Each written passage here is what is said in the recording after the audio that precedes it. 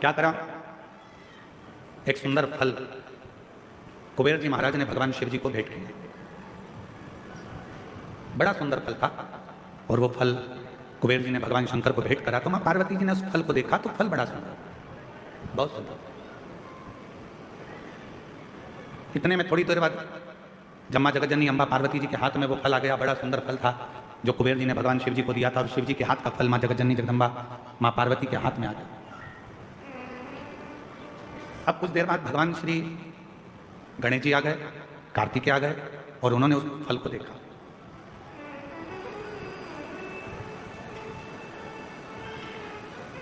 अब इतना सुंदर फल था कि कार्तिकेय जी भी देखकर उसकी ओर थकित रह गए, और भगवान श्री गणेश जी महाराज भी उसको देखकर थकित रहे।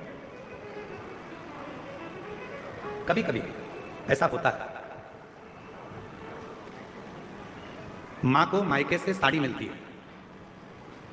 कभी कभी ऐसा होता है और मां को मायके से साड़ी मिलती है, वो साड़ी बहू को भी पसंद आ जाती है और बेटी को भी पसंद आ जाती है।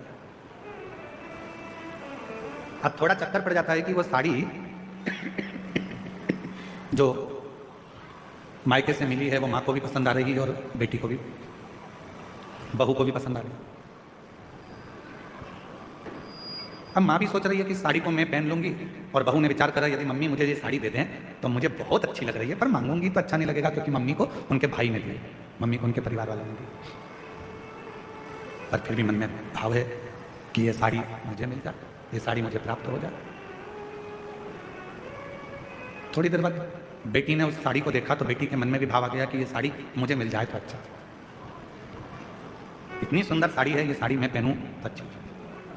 माँ को साड़ी अच्छी लग रही है, बेटी को साड़ी अच्छी लग रही है, बहू को साड़ी अच्छी लग रही है। अब ऐसी स्थिति में बेटी भी खड़ी हो गई और बहू भी खड़ी हो गई और कहा मम्मी ये साड़ी हमको दे दो। तो अब सास करेगी क्या, माँ करेगी क्या, बेटी को दूं कि बहू को दूं? बहू को दूंगी तो बेटी को बुरा लग जाएगा और बेटी को दूंगी तो बहू को बुरा लग जाएगा। संशय पड़ गया। उसी तरह फल अच्छा है, कुबेर जी ने दिया है, वो फल भगवान देवादिदेव महादेव के पास आ गया। भगवान शंकर जी ने वो फल पार्वती जी को दे दिया। पार्वती जी के हाथ में वो फल जो दिखा, उस फल को लेने की कामना श्री गणेश जी के मन में भी आ गई और षडानंद कार्तिकेय जी के मन में भी।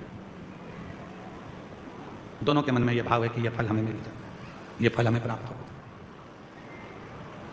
जो कार्तिकेय बाबा ने देखा और कार्तिकेय जी देखकर बोले कि इतना सुंदर फल है माँ, ये फल आप मुझे दे दीजिए, बड़ा सुंदर फल है, ये फल मुझे मिल जाए। थोड़ी देर बाद गणेश जी आए तो गणेश जी ने भी कह दिया कि ये फल मुझे मिल गया। उसी समय भगवान शिव का ध्यान गया और भगवान शंकर ने उसी फल कह दिया जो पृथ्वी की परिक्रमा पहले कर कर आएगा, जो पृथ्वी की परिक्रमा पहले कर कर आएगा, ये फल उसी को दिया जाएगा। कभी कभी मेरी माताओं से निवेदन है, अगर साड़ी का चक्कर पड़ जाए कि बहू को दूं कि बेटी को दूं, तो कह देना 1 साल तक जो घर के पूरे बर्तन मांझे साड़ी उसी को देगा।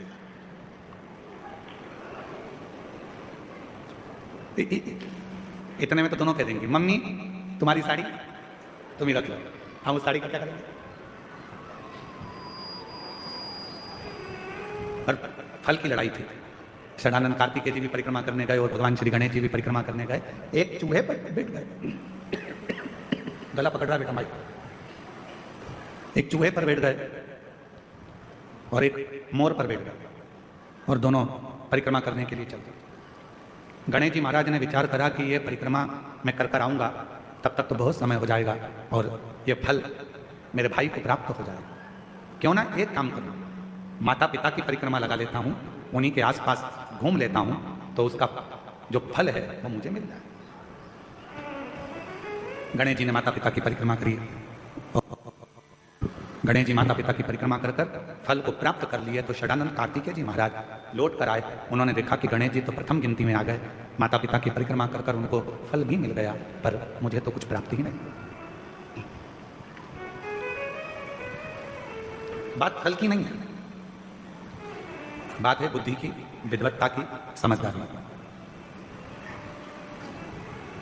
दुनिया का ऐसा कोई फल नहीं है जो आपको नहीं मिल सकता, दुनिया का ऐसा कोई काम नहीं है जो पूरा नहीं हो सकता।